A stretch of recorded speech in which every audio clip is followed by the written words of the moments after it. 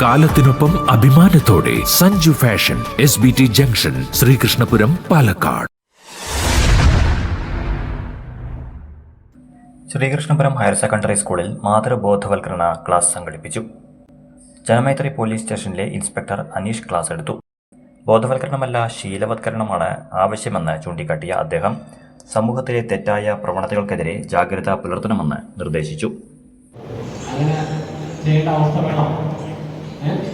അപ്പോൾ നിർബന്ധമായിട്ടും ചെറിയ കുട്ടികൾ, മക്കൾ വണ്ടി ഓടിച്ചിട്ട് അവിടെ വെളിക്കുന്നതൊക്കെ ഓടിച്ചിട്ടോട്ടെ വെളിയിലേക്ക് ഇറങ്ങുമ്പോൾ ഇക്കാര്യങ്ങൾ ഓർമ്മ വേണം. അതെ, നമ്മൾ ഓർമ്മ വേണം. ഞാനൊരു കേസിൽ കൊല്ലംകോടുള്ള കേസ് അന്വേഷിക്കാൻ പോയിട്ട് അദ്ദേഹം അച്ഛൻ ആത്മഹത്യക്ക് ശ്രമിച്ചു. കാരണം കോമ്പൻസേഷൻ അത് കൊടുക്കാൻ കഴിയില്ല.